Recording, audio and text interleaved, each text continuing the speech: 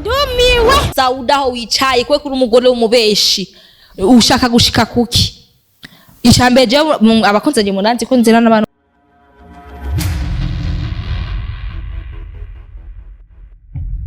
J'espère que vous êtes très bien bakunzi banje bakunzi banyishu media bakunzi ba DADA SUTWA bakunzi ba news update nkunda kubazanira abakunzi bavuga ati yuko nice abazanira ibintu bimeze neza ibintu iyo mumbonye hama guys today wana yuko ndahana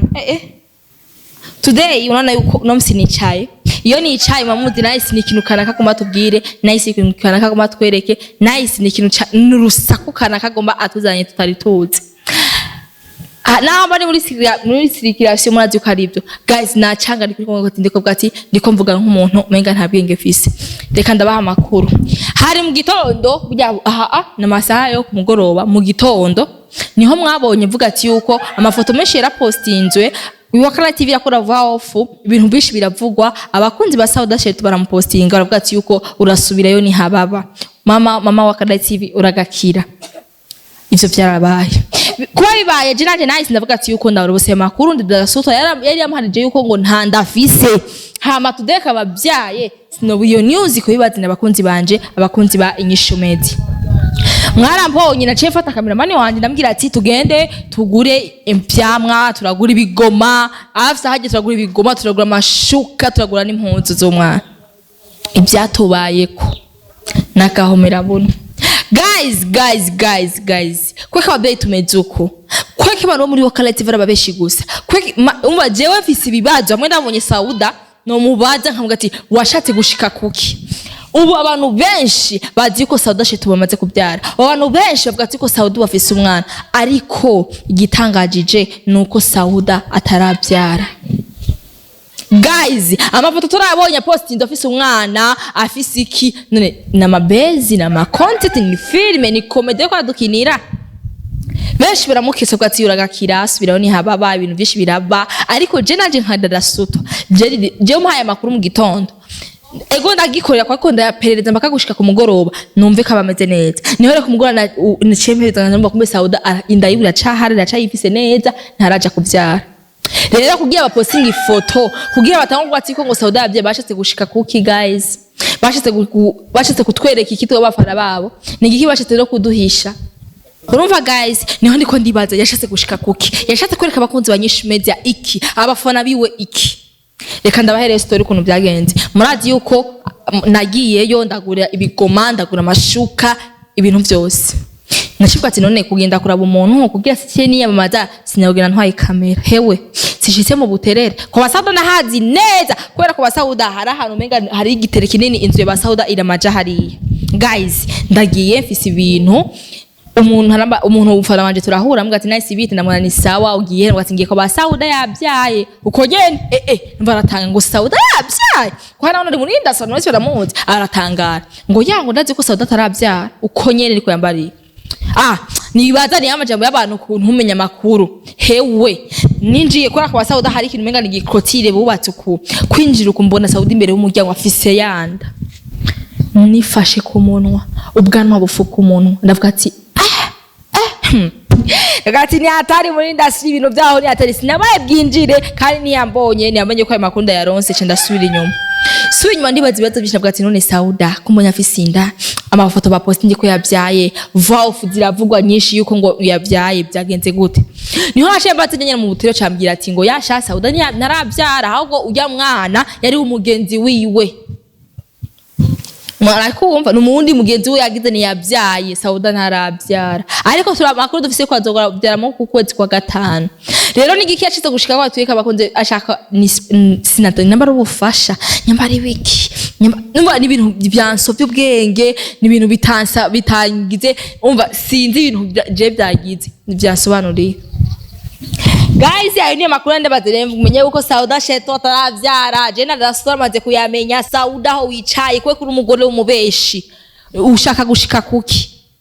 icambere je abakunze nje munanzi ko nzira n'abantu bababeshi siko ndavuga ati ngo ndiko ndamukurikirana antuka nibisanzwe umuntu wo muri ndasi yabyaye kugira kumukeza nibisanzwe ariko atubesha usanga aracafisinda ntarabyara nuza guharira muri commentaire ucushehoze ubwo umwe tugenda ko ba Sauda mu buterere arabe kadasanga afisinda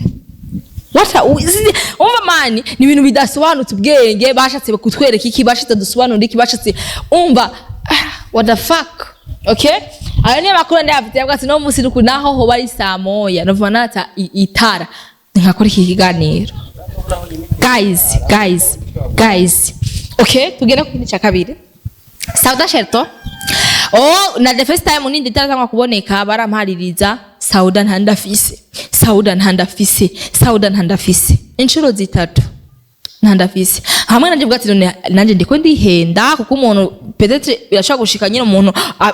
abantu nyine ukasanga urafise inda nini nyine ukasanga ninda ndabanze ndapuzi man rero tukavuga after ngo yabyaye ndavuga se ni Maria Mweranda yaje mu Burundi yasuye kuvyara atamugabo bahuye iminda yaje muri mutima Mweranda okay rero icambaye byose nitwaye bwasuye guhura kandi na Sauda ngiye rero ngiye iwabo rero ndamushire bya bigoma sangenda ingano ndavuga ati mana yanje mana y'isi n'ijuru okay reka tugenda kuri cya kabiri mbega se umwana ninde ndasusa munyihanganira ziko hari ivyo ndababwira ati nice nawe we urarengeye siniko ndamutwenga ni bisanzwe twese dusoba dusutamye ni bisanzwe twese turumva ibise nare nzocumva mepe tese ni bisanzwe kuko twari tuzi ngo uyu mwana wa Sauda ntaranavuka ariko kumaja uwo mwana no kuri yuba uwo mwana wa Sauda amakuru je mfise yuko yibara umwana akoresha umwanya mamagi are you ready to the show guys reka ndaba makuru ndavuga ati ayo sindaba neza abe news neza ariko ico womenya urya mwana wa Sauda ataravuka harimo abapapa babiri yo bari Akastan papa wa Kuri TV cankwe koresha umwanya umukozi yahora ari wahora akora muri wa Kuri TV guys kuko mukore ikiganiro nuzeya koresha umwanya yakoze voix off ariko ashira amafoto ya Sauda Shelton ku karubanda ashira ko ni Akastan munyuma kajambo yahereje aravuga ati Sauda nocishe make kuko nawe warampaye uri umuntu ukuze uri umuntu ufise ubwenge aho kajambo karasiguritse ayahenda avuga ati Sauda uracisha make kuko nanje warampaye muranyumviriza rero nje kuko ati umwana wa Sauda nkengeza kumukurikirana no kwa muganga avutse nije nzoba wa mbere ndabisura hewe ara kurandi mutari muzi mutari mwiteze yuko umwana wa Sauda bituvuga ati yuko barimwo abapapa babiri Akastan King of Kuri TV canke koresha umwanya X yahora akora X umukozi yahora akora muri Kuri TV koresha umwanya how are you koresha umwanya bwati ko jendi sutwa cawe nanje ni dada sutwa guys nta buntu nzi avuga ati wewe ukora ngo jubunyegeje cyambere mamagi Aba nkikapo yabo kuna rimeze neza bakaje basanga ujya mwana Sauda afise ni bakoresha umwanya urumva iyo show guys urumva iyo pitch kunizo bitesa urumva ico kigano kuntu kizo gitesa kandi biranashoboka kuko peut-être na Sauda yaranka kutwereka se umwana nka kwitubwira rero naza bitubarire n'umwana avutse burya isura raboneka kandi umwana amenywa na nyina antuka ashaka ati umwana ni bakoresha umwanya nibisanzwe guys iso nizo navuga ati ni new update nenda bazaniye no munsi navuga ati no munsi sinoshaka kuraha koresha umwanya barasa kurara yuko koresha umwanya uranakura ari muremure amazuru maremare reka koresha umwanya n'umututsi kuntu amazuru maremare afise amaso yiwacu keye ukuntu mana nokuri bitekerezwa yuko umwana